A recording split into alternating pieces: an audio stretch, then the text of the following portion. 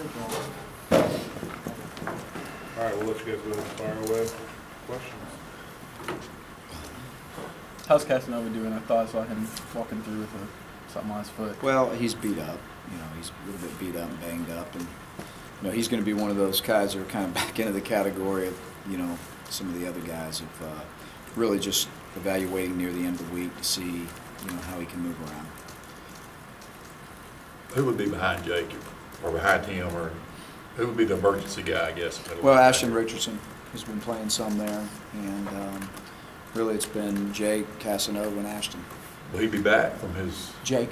No, Ashton from his Rose Scholar thing. Yeah, well, I'm not exactly sure what the timeline is on that. So we've been working with Justin Garrett there a little bit, and you know, so we're just kind of mixing and matching right now. Is Justin back to full speed now? I think so. I think that he got some pretty good reps last night, and you know, we're hoping that he can be full speed. If you look at the course of the season, going back to Clemson, what would you say that this team has specifically improved on from then to now? What we've improved on? You know, I think the thing that I can appreciate the most about this team is that through all of the adversity and all of the tough times that are obvious, you know, I feel like they've just kept fighting. I feel like they've you know, just endured a very tough scenario multiple times. And, you know, again, I'm proud of them for coming back and keep swinging and keep battling. You know, to say that there's been some improvements, I think, more in probably individuals than groups, because that's one of the things that's been, you know, part of the problem is the inconsistency of our play as a whole, you know. But guys have improved. Young guys have improved. But again, I think, you know, the thing that I appreciate the most about them is that they keep swinging through very adverse times. When you say that, Gene, there's going to be fans who look at a 38-0 game last week, performance a couple of weeks ago from Texas A&M in an all-time tough game as far as yardage and everything else, and look at some of the more tangible statistics and say, how do those two things mesh? How does the fight stay yet all-time high yards and then a 38-0 loss to Georgia? How do you try to make those things mesh for fans who may not see what you see in practice and see the things that go on? Well, I think that's just the whole point. You know, I see them every day. You know, and I see him work, and I see him try to improve every day at practice. And again, you know, I think that's the frustrating part for everybody, because, you know, it doesn't always necessarily match up on game day.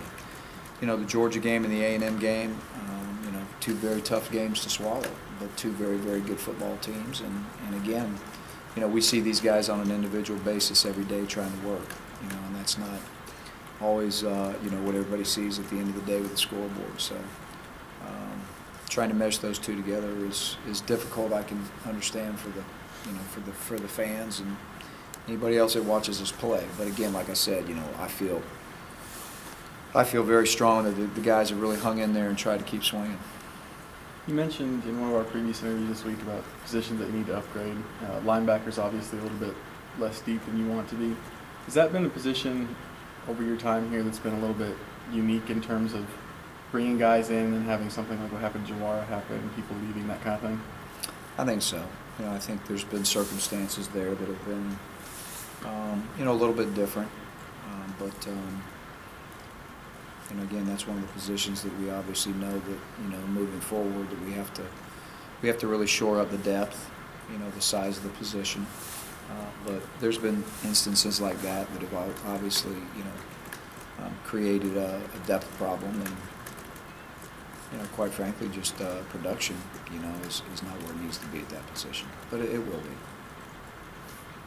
Along those same lines, this is kind of, obviously Jonathan's the starter now, this is more of a big picture question. In terms of, you guys had 2 starters at quarterback last year, 3 this year. How much does that hurt in terms of getting the offense going and that kind of thing? Well, I think if you look at any level of football, if your quarterback position is not productive and it's not consistent, it's a problem. And so, you know, but again, I can't, you know, I don't think you can blame, you know, some of our pains of the quarterback only, but certainly when you don't have, you know, the one quarterback that's been very productive and very consistent, it's really hard to consistently have, you know, an offense that can score points and be productive. So I think it hurts. Speaking of the quarterbacks, we hadn't asked you this week the injury updates on Clint and Kyle. How they're doing? I think they're doing better. I think Clint's planting on his foot a little bit more and throwing the football. He did Tuesday. Tonight, you know, obviously we'll see how many strides he's made since Tuesday, but I think he's in a little better place. And I think I thought Kyle threw the ball well Tuesday night, and you know, he seems to be getting back to pretty close to 100%. So Kyle is still the backup at this one? Yes, I mean, you know, that's, again, I think Clint is still a touch and go type situation, and by the end of the week we'll know more. Speaking of Ashton, obviously big Saturday for him coming up. I know that you were involved in the process for that. You wrote a letter of recommendation. When it all boiled down on paper why he deserved the interview for a Rhodes Scholarship in your eyes, this guy knows him very well, what were those reasons? What did you tell the board? Well, the gist of it was that, you know, this is one of the most persistent, competitive, driven young men that I've seen. And so, you know, I see a lot of it from the football end because I know how driven he is, you know, in that regard. And I think that tells the story of how he'll be the rest of his life. So I think I can tell that story from that angle. But, I mean, just the things that he's accomplished.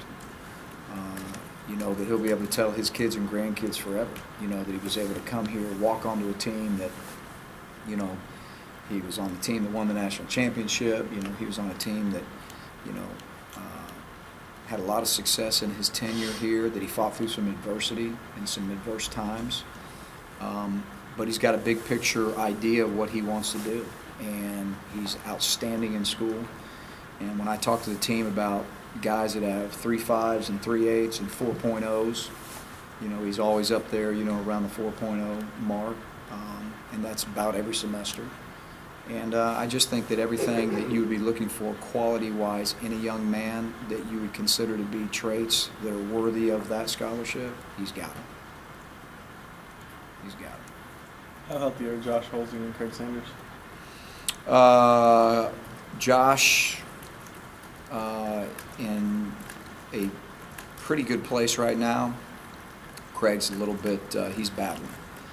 And again, Craig, I would say, would be in that same category as, you know, towards the end of the week, we'll know more.